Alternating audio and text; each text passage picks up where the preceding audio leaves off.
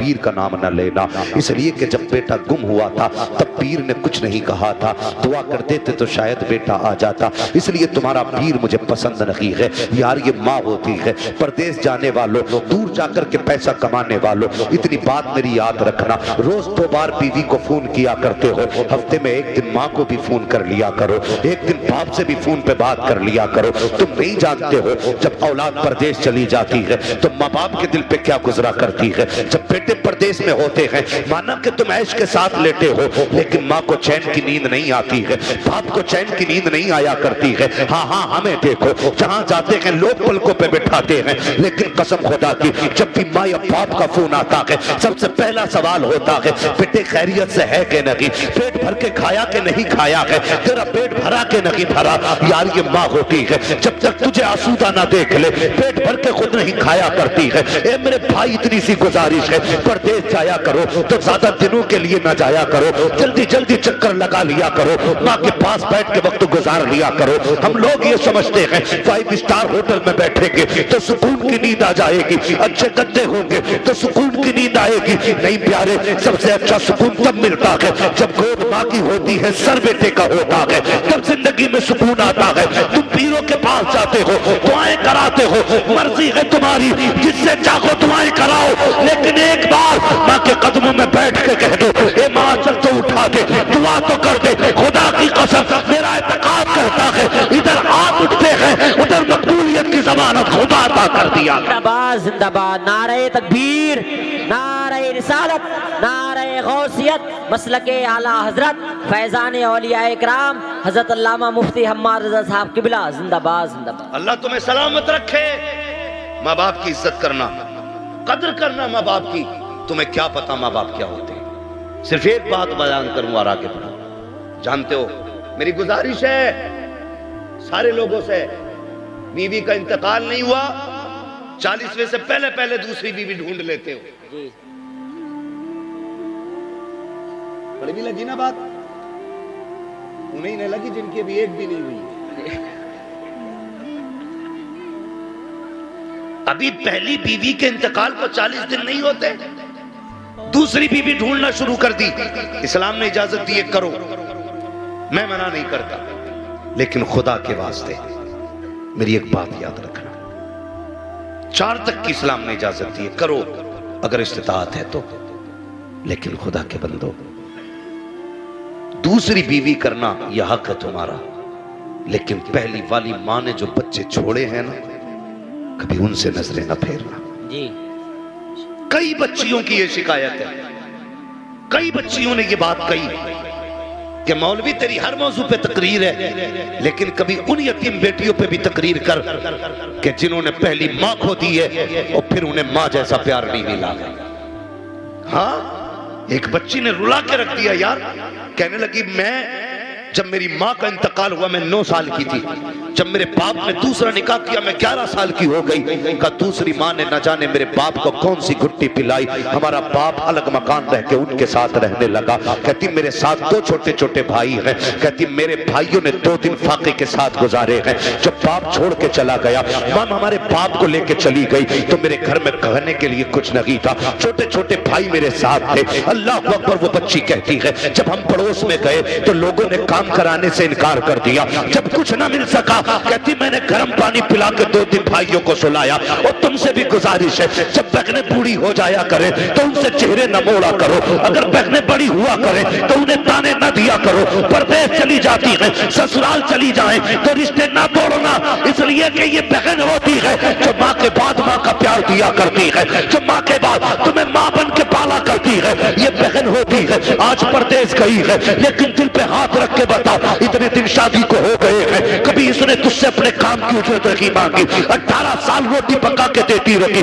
लेकिन कभी रोटियों की कीमत नहीं मांगी। तेरे घर में 18 साल तक झाड़ू लगाती रही, लेकिन झाड़ू की उजरत नहीं मांगी। तेरे घर के अंदर सफाई करती रही, लेकिन सफाई की कीमत नहीं मांगी। हाँ हाँ, जब ये घर में रहती थी तो इस बात पे लड़ जाती थी कि ये तकिया मेरा है, ये बिस्तर मेरा है, ये कमरा मेरा मेरा है, इस पर जूता पहन के ना आना, इसकी मैंने सफाई की है। लेकिन बता, सच बताना प्यारे, जिस दिन से अपनी ससुराल गई है, एक दिन भी आके इसने ये कहा हो कि ये कमरा मेरा था, ये तकिया मेरा था, ये बिस्तर मेरा था? कोई नहीं बता सकता। कभी हक नहीं मांगा करती है, जब आती है उस दिन आने के बाद इसको पता कि इसमें मेरा भी हक है, ये मेरा भी घर है, मेरे बाप का भी घर है। लेकिन आके ऐसे खड़ी हो जाती है जैसे कोई अजनबी खड़ा हो। अगर भाई बैठने ना कहे तो बहन बैठा नहीं करती है, भाई खाने ना कहे तो बहन खाया नहीं करती है। हया नहीं चाहिए। अगर बेटियां चली जाएं ससुराल में, तेरे दरवाजे पे आए तो चेहरा ना बिगाड़ना, मुस्कुरा के इस्तकबाल करना। अगर बेटी राजी होगी तो कब्र में बाप की रूह भी तुझसे राजी हो जाएगी। जिंदाबाद जिंदाबाद जिंदाबाद, बहुत अच्छा, जिंदाबाद हज़रत पैगंबर। एक हंगामा महशर हो तुम भूलो उसको जी, सैकड़ों बातों का रहने रहने के के ख्याल आता है जिंदगी। यही दिल दुखता है मेरा। जिस बहन ने 18 साल रोटी बना के खिलाई, आज उसके नसीब में भाई के दस्तरखान पे 2 रोटियां नहीं रही। पीर की गोलक में डालने के लिए 500 रुपए तो हैं, लेकिन बहन की झोली में डालने के लिए 100 रुपए नहीं। यह है हमारी सच्चाई। अल्लाह की कसम, अगर किसी ने बहन को सताया, माँ को सताया, मैं भी होऊंगा कयामत में, तुम भी होगे।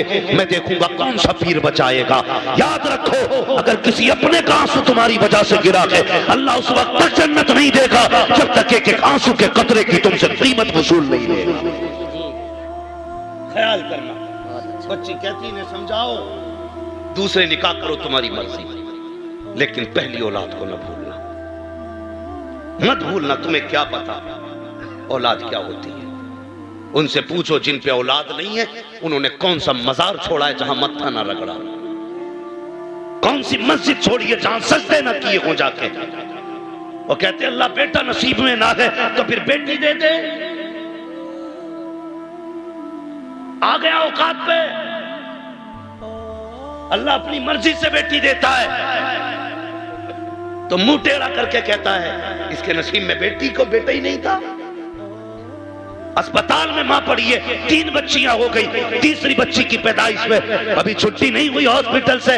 औरतें खैर खबर लेने जाती हैं, साथ बैठ के कहती है इसकी कोख में बेटा ही नहीं लिखा। और तुझे शर्म आनी चाहिए, तू उससे ताने दे रही है जो अभी मौत का मुंह देख के आई है, जो मौत के दरवाजे से लौट के आई है। तुझे बेटा चाहिए था, इसने बेटी को जन्म दिया है। दिल टूट जाता है एक माँ का। अगर इसकी बस में होता बेटे पैदा करना तो सारे बेटे तुझे दे देती, लेकिन तू भी याद रख, नस्लों को सिखा देना। कुरान में रब कहता है हम जिसे चाहते हैं बेटी देते हैं, जिसे चाहते हैं बेटा देते हैं, जिसे चाहते हैं दोनों देते हैं, और नहीं चाहते हैं तो कुछ नहीं देते।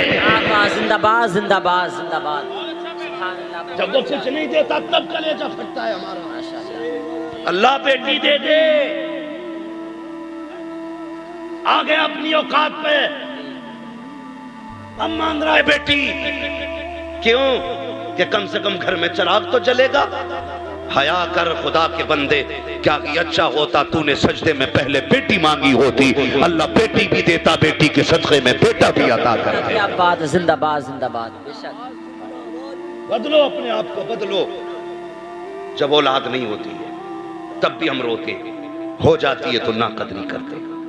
मैं ये तो नहीं जानता भाई कि जिसके घर में बेटी होती है वो बाप अपने आप को क्या समझता है, लेकिन इतना जानता हूं जिस बेटी के सर पे बाप होता है ना, वो बेटी अपने आप को शहजादी समझा करती है। भले बाप गरीब क्यों ना हो, उसे फख्र होता मेरा बाप जिंदा है। और यही नहीं, ससुराल भी जाती है तो बात बात में कहती है मेरा बाप है अभी, उसे फख्र होता अपने बाप पे।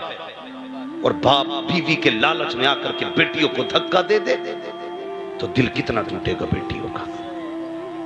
बदलो अपने आप को, किसी का दिल नहीं टूटना चाहिए, किसी का दिल नहीं टूटना चाहिए। भाई अगर जगह कम है ना कमेटी वालों, आइंदा थोड़ी बड़ी जगह जलसा कर लेना। लेकिन अब जरा थोड़ी सी बात सुन लें, इन भाइयों से गुजारिश है जितने खड़े ना घर जाना तो माँ के कदम चूमना, कहना माँ सबने बैठ के हुजूर की बातें सुनी थी, मैंने खड़े होकर हुजूर की बातें सुनी।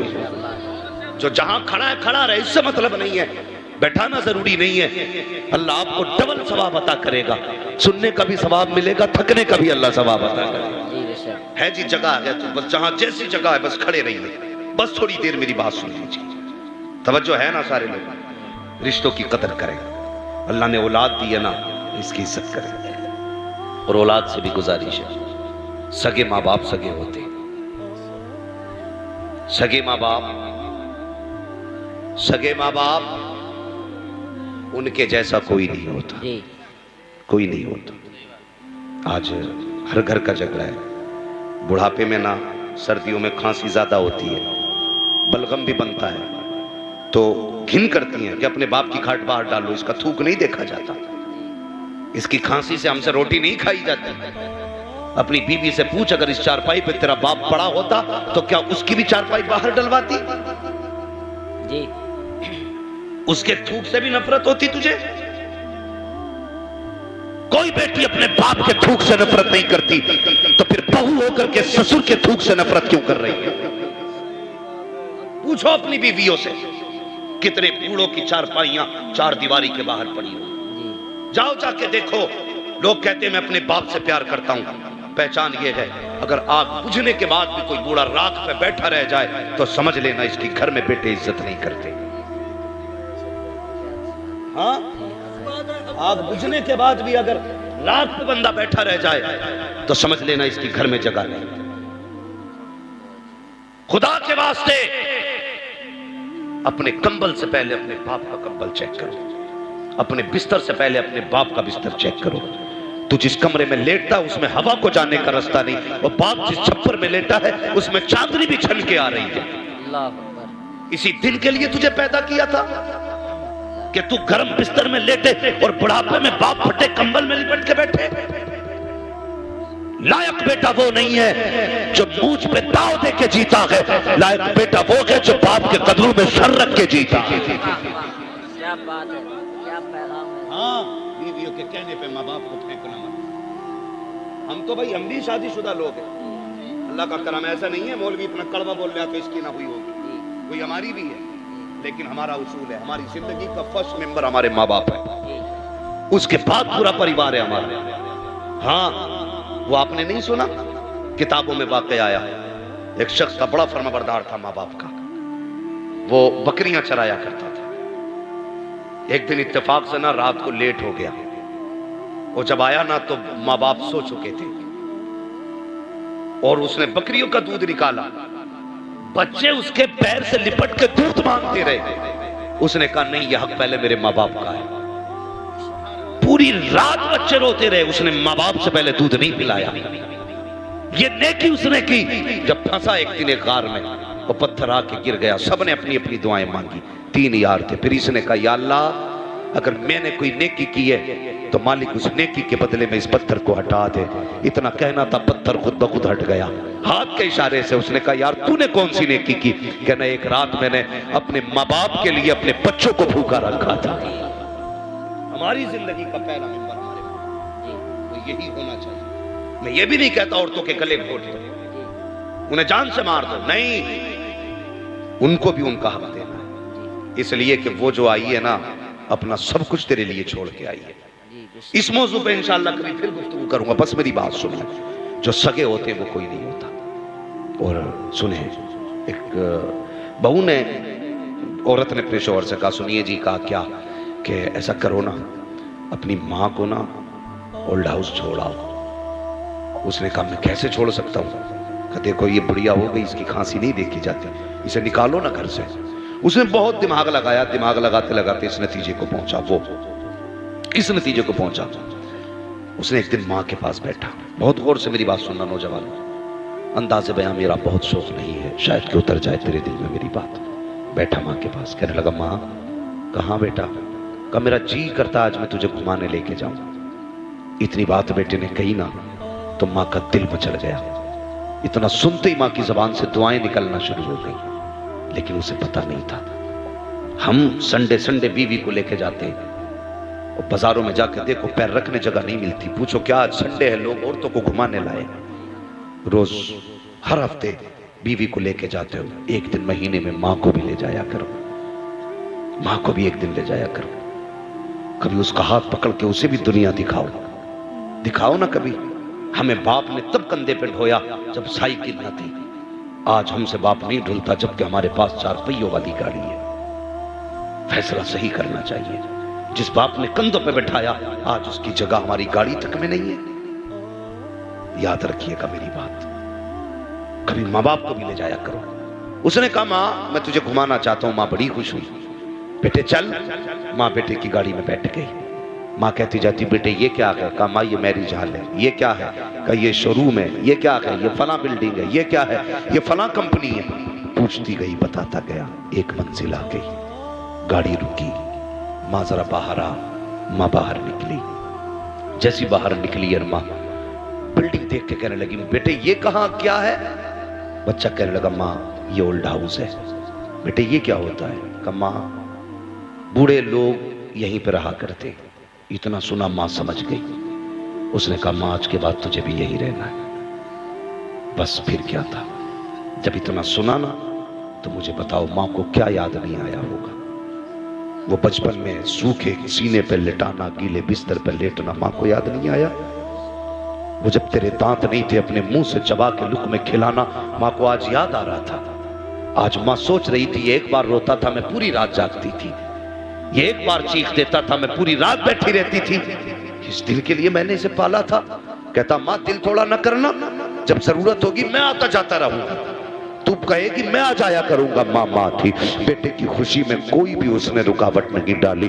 माँ चुपचाप बैठी रह गई। अल्लाह अकबर। नतीजा ये हुआ जैसी बेटा जाने लगा है माँ ने बेटे को जाते हुए देखा। चाहती थी आज आवाज दे के पूछे पता मैंने इस दिन के लिए दूध पिलाया था या इस दिन के लिए तुझे पाला था, लेकिन माँ थी कुछ न कह सकी। अपनी खुशियों को बेटे की खुशियों पे कुर्बान कर दिया। जब बेटा चला गया उसी ओल्ड हाउस की कुछ औरतें बाहर निकल करके आई। आने के बाद उन्होंने उस औरत को चारों तरफ से घेरा। किसी ने कहा तेरा नाम क्या है? उसने नाम बताया। कब शहर कौन सा है? उसने शहर बताया। मोहल्ला कौन सा है? उसने मोहल्ला बताया। घर का नंबर क्या है? उसने घर का नंबर बताया। वो कहने लगी बता तेरे बेटे का नाम क्या है? जब इतनी बात सुनी है तेरे बेटे का नाम क्या है? वो माँ चुप हो जाती है। फिर दूसरी ने कहा बताती क्यों नहीं बेटे का क्या नाम है? फिर माँ चुप है। तीसरी ने कहा बताती क्यों नहीं? माँ फिर भी चुप है। चौथी ने कहा चुप हो जाओ, इससे बेटे का नाम ना पूछना।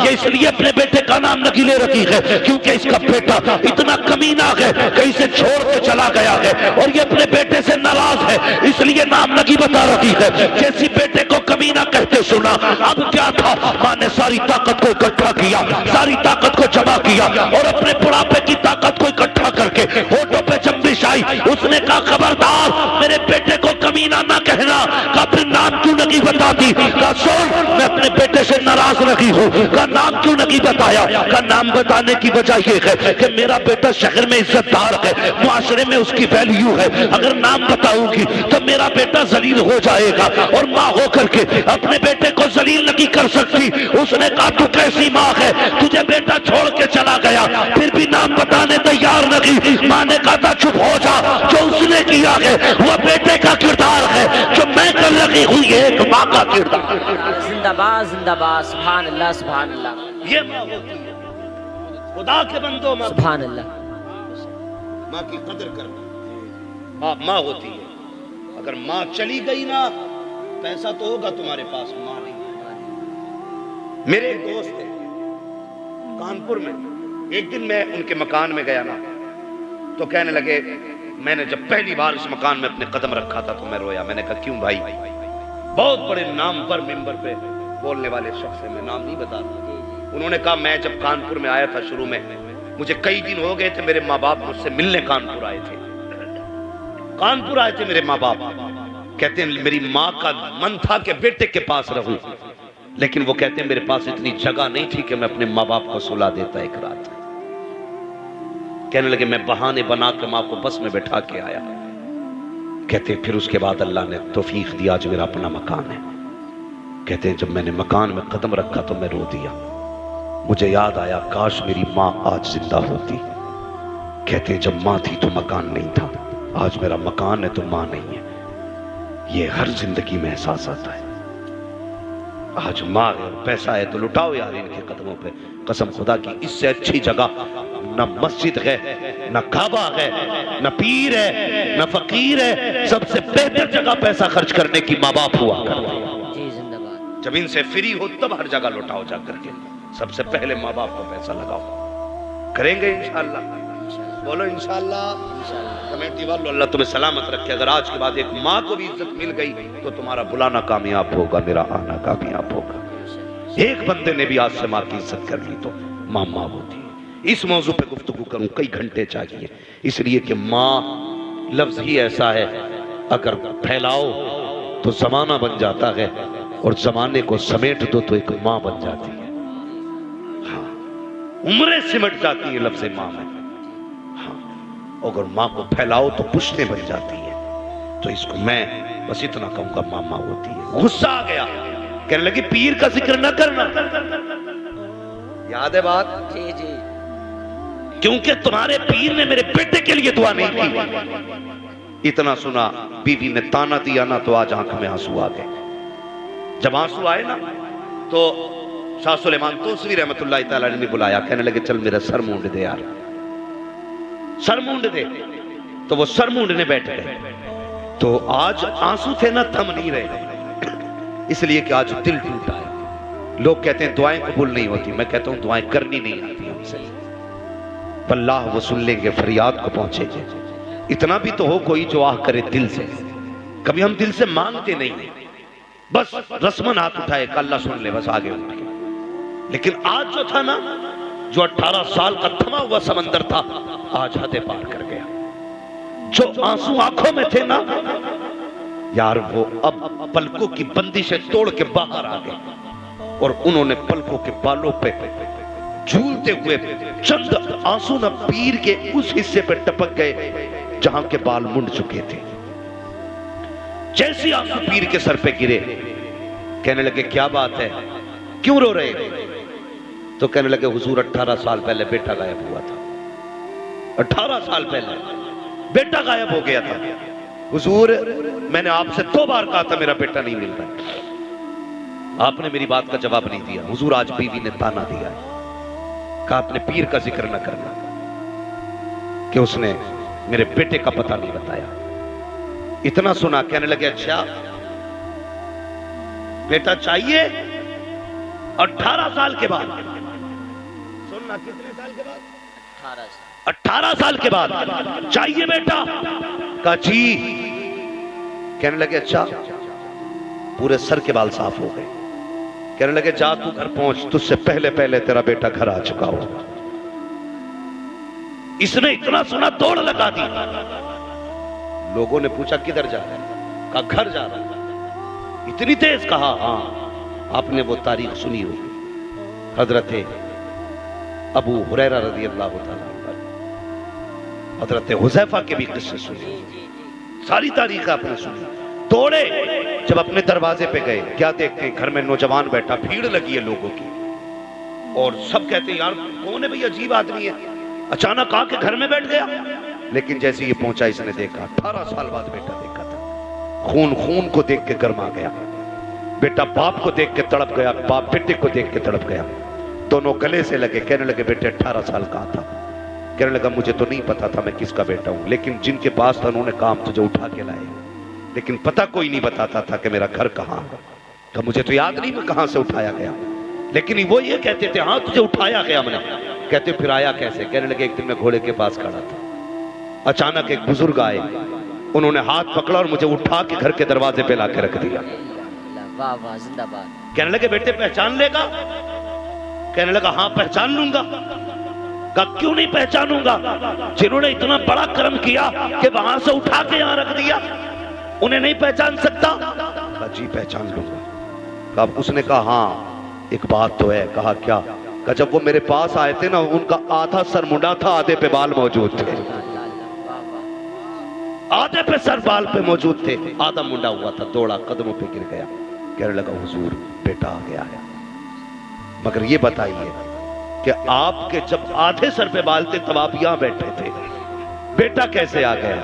अल्लाह अकबर। तो मुस्कुरा के कहा था जो हम देख सकते वो तू नहीं देख सकता, वो तू नहीं देख सकता। भाई ये अल्लाह के वलियों में ताकत होती है। बताओ अगर शाह सुलेमान तोसवी की पावर ये है तो फिर बगदाद वाले गौस की पावर कितनी? हाँ, उनकी पावर कितनी होगी? फरमाते हैं जो कादरी होगा वो जहन्नम में नहीं जाएगा। क्यों? कहते अल्लाह ने मुझसे वादा किया अब्दुल कादिर जो तेरा होगा वो मेरा होगा। जहाँ हम वादा करते हैं जब कादरी को मौत आएगी तो उस वक्त तक नहीं आएगी जब तक हम उसे तौबा की तौफीक नहीं दे देंगे।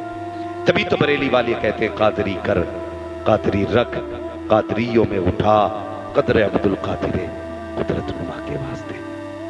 करेंगे इंशाअल्लाह, अमल करेंगे सारी बातों पर। सबसे ज्यादा जरूरी है हम अपने करीब वाले लोगों को देखें, अपने रिश्तेदारों को देखें, अपने अज़्ज़ा क़रीबा को देखें। जब वो फारिग हो तब अपनी जरूरत के अलावा सामान पैसा उन लोगों को दें जो मुस्तहिक हैं इसके। गरीबों को उनका हक दें। और एक बात और सुन लो, बरेली शरीफ और पीलीभीत शरीफ के बीच में बैठ के ये बात कह रहा हूं, हम कभी भी ताकत के बलबूते पे कामयाब नहीं हुए। जब भी कामयाब हुए हैं हम सजदों की वजह से कामयाब हुए हैं। किसकी वजह से?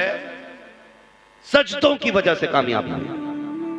हम कहते हैं जी क्या कर लेंगे, हम तो इतने लाख इतने करोड़ 25 करोड़ से क्या हो रहा है। भाई हम किसी को मिटाने तो आए ही नहीं, हम तो वो कौम है जो मिट्टो वो को बचाने के लिए आए। हाँ, हम बचा तो सकते हैं अगर मिटाने नहीं आए तो। लोग कहते जी क्या हो रहा है इतनी तादाद। मैंने कहा एक बात बता, तारीख में सबसे पहले 4 थे, 1 से 2 हुए, 2 से 3 हुए, 3 से 4 हुए, 4 से 38 हुए, 38 से 39 हुए, 39 से 40 हुए। लेकिन किसी ने तारीख पढ़ी कि कभी इस्लाम के 40 से 39 हुए? कभी हो सकता है? पूरी तारीख पढ़ डालिए। 39 थे तो पिटते रहे, कम नहीं हुए। 40 तो हो गए, 39 नहीं हुए। जब 39 से 39 नहीं हुए तो फिर करोड़ों से हजार कैसे? जब 4 थे तब नहीं घटे तो 4 से कम कैसे हो सकते हो? कसम खुदा की, कल भी तुम्हारा निगहबान खुदा था, आज भी निगहबान खुदा है, कल भी निगहबान खुदा रहेगा। आवाज आती हम तो माइल बकरम है, कोई साइल ही नहीं, राह दिखलाएं किसे रह रवे मंजिल ही नहीं। हम कल भी सजदों की वजह से पावर में थे, आज भी अगर सजदों पे पाबंद हो जाए तो पावर में आ जाएंगे। रोजाना कोशिश करें हमें सजदे करने हैं, नमाजों की पाबंदी करनी है, लेकिन मस्जिद में जाके खड़ी देख के इमाम का हिसाब नहीं करना। करेंगे इमाम का हिसाब? जो ठेकेदार है मस्जिद के वो सुने, सबसे सख्त हिसाब उन्हीं से होना है जो मस्जिद के मुतवल्ली खजांची या ठेकेदार होंगे।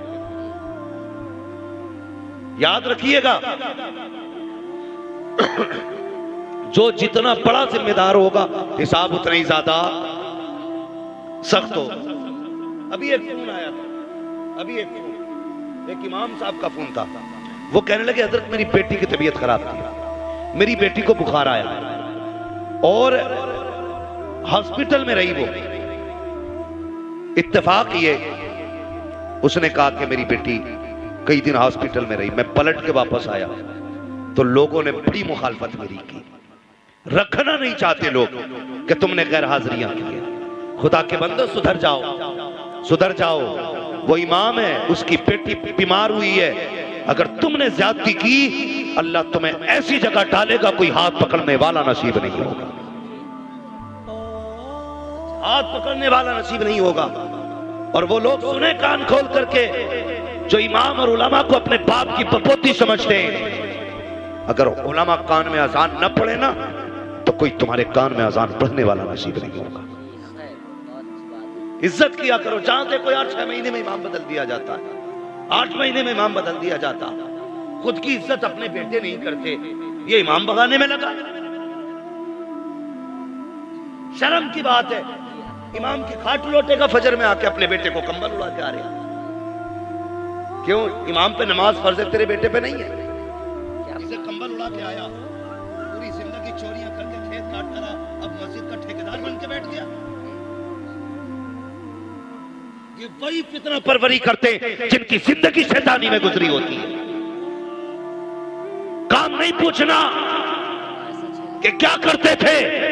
अगर कोई उलमा की तौहीन करे, इमामों को परेशान करे, समझ लेना हलाल के लुक़्मे नहीं खा के आया, हराम के लुक़्मे खा के मस्जिद में आ गया।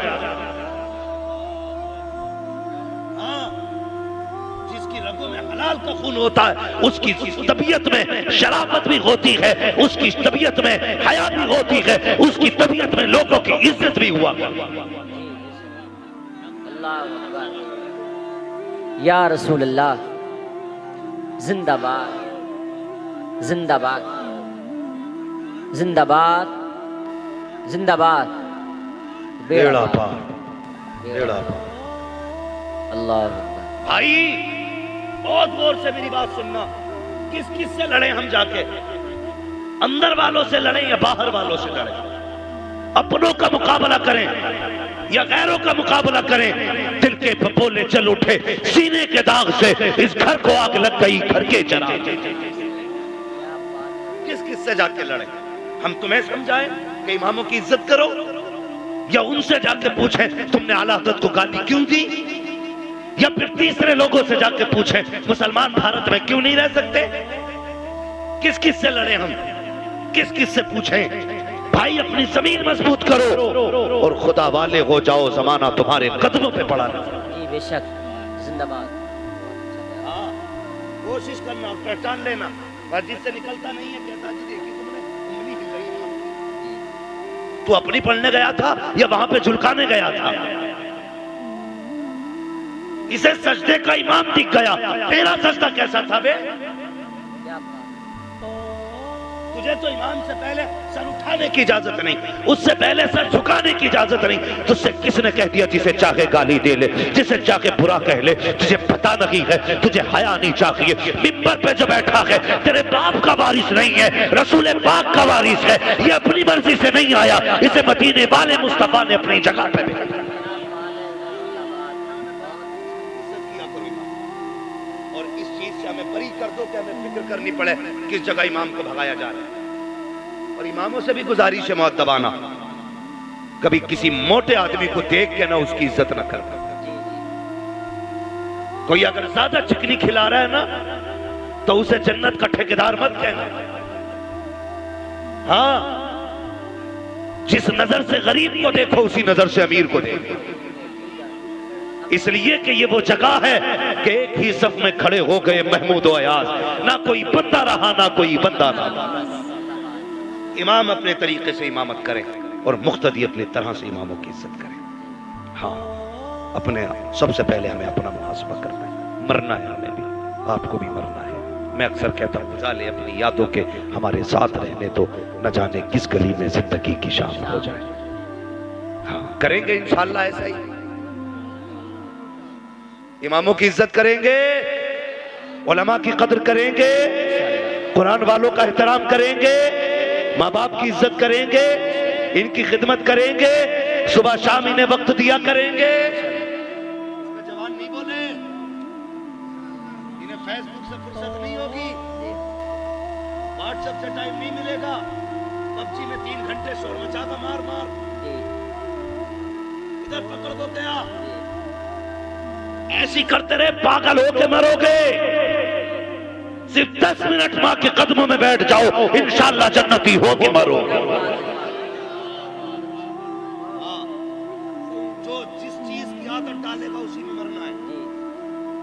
डांस वाले नाचते हुए मरते, कुरान वाले तिलावत करते हुए मरते, नमाजी सजदों में मरते हैं, रोजादार रोजे की हालत में मरते हैं, माँ की खिदमत गुजार जन्नती होके मरा करते। करेंगे माँ की इज्जत इंशाअल्लाह, बोलो इंशाअल्लाह। मस्जिद में भी जाओगे इंशाअल्लाह। हाँ, इम्तिहान आता, बैठ जाओ इधर, 2 मिनट बात सुन लो, अभी खत्म नहीं हुई है, 2 मिनट मेरी बात सुन ले। इम्तिहान का टाइम आवा, इतने बहुत से कलम ला रिया मुट्ठी भर कर पढ़ी हो, इसे क्या बात है? कह रहे आप ये लास्ट ईयर है बंदे भाई, वाह, तो क्यों ना आया कि पढ़ दो पास हो जाओ।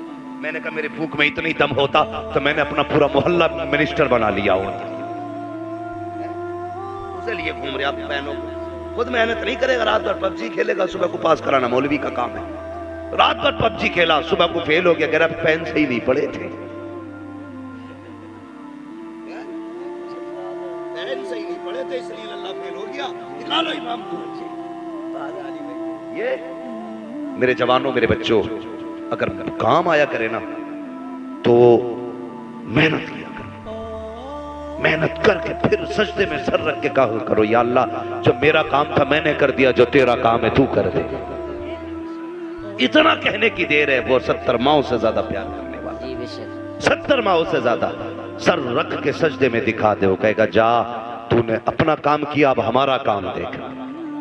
हाँ, तेरी मेहनत से शायद तुझे 80% नंबर मिले, जब खुदा रहमत करता है तो 97% अल्लाह नंबर अता करा देता है। कोशिश करें, फिर दुआ करें अल्लाह कितना देगा, कितना देगा। लेकिन हमारी कौम बड़ी प्रधान जी की बैठक में 8 दिन बैठ गए, 1 कप चाय के लिए, सिर्फ 1 कप चाय के लिए, और 1 कप चाय के बाद ना फिर महीने भर में चलो एक बोरी दे दो भाई गेहूं की, वो ऐसा लारिया उठा के जैसे कि जन्नत से भी मन्नो सलवा उतरा है। प्रधान की दी हुई बोरी है बे, जिब्रील ने लाके नहीं दी है। कुछ सोचो, आपने 1 महीना प्रधान की बैठक में गुजारा, क्या मिला? 50 किलो गेहूं है।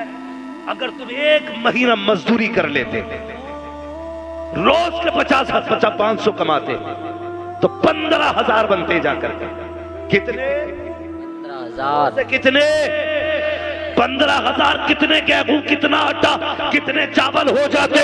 तू उसके दरवाजे पे न बैठता, शाम तक मजदूरी करता, रात को मस्जिद में बैठता। खुदा की कसम, प्रधान ने दिया है 5 साल एहसान जताएगा। जब खुदा देता एहसान नहीं जताता, तुझे देता भी, तुझसे राजी भी रह जाता। इंशाल्लाह, यही इंशाल्लाह, हलाल की खाएंगे, रब को मनाएंगे इंशाल्लाह। बोलो इंशाल्लाह। एक बात याद रखना, मैं तजर्बा मुझे भी है, उम्र कम है लेकिन तजर्बा है। मैं चचा की उम्र के लोगों में बैठता हूँ, सफेद बालों वालों में। वो कहते हैं अमीर की चाय से गरीब की हाय से हमेशा बचना। दोनों ही खराब खतरनाक होती है। अमीर की चाय, गरीब की हाय, और अमीर की चाय, ये दोनों कभी खाली नहीं जाती है। अमीर पिलाएगा तो बदला दे लेगा, गरीब हाय देगा तो खाली नहीं जाएगा। इन दोनों चीजों से बचेंगे इंशाल्लाह। इलेक्शन अपनी जगह, वोट अपनी जगह, लेकिन लुकमे तो हलाल के खाने हैं इंशाल्लाह। बोलो इंशाल्लाह। मसला के आला पे कायम रहिए, उलमा का एहतराम कीजिए, इज्जत कीजिए। मैं माजरत खा हूँ, मुझसे कहा गया था हजरत सलमान फारसी की बातें के लिए, लेकिन मैंने समझा वाकई से ज्यादा जरूरी है कुछ ये अहम बातें आपसे कर जाऊं जिसकी ज्यादा जरूरत थी। इंशाअल्लाह अल्लाह जिंदगी देगा ना तो कभी हजरत, फिर वक्त बहुत ज्यादा हो चुका, मैं भी बड़ा थका हुआ हूँ, कई दिन का मुसलसल सफर हुआ है। हाँ, अल्लाह आपको सलामत रखे। कोशिश करें सारे लोग, जितनी बातें मैंने कही उस पर अमल करें, और 11वीं शरीफ में ना हर बंदा गौसे पाक के नाम की 11वीं जरूर किया करें। बोलो इंशाअल्लाह। मेरे बच्चों बाहर रहते हो ना, तो हर जुमेरात को गौस पाक के नाम की फाता नियाज कराया करो। अल्लाह कमाई में बरकत भी देगा, अल्लाह जिंदगी में हिफाजत भी अता करेगा। करेंगे इंशाअल्लाह। बरेली से आवाज आती है, सारे पढ़े कादरी कर, कादरी रख, कादरियों में उठा, कदर अब्दुल कादिर कुदरत नुमा के वास्ते। बच्चों हुए अगलातुल कमा फरमाए रब्बे कायनात। जिंदगी ने दिया साथ, फिर होगी मुलाकात। चमन रहा, फूल खिलेंगे, जिंदगी रखी, फिर मिलेंगे। इस्लामिक नातो बयान सुनने के लिए हमारे YouTube channel Hashim cyber world को सब्सक्राइब करें।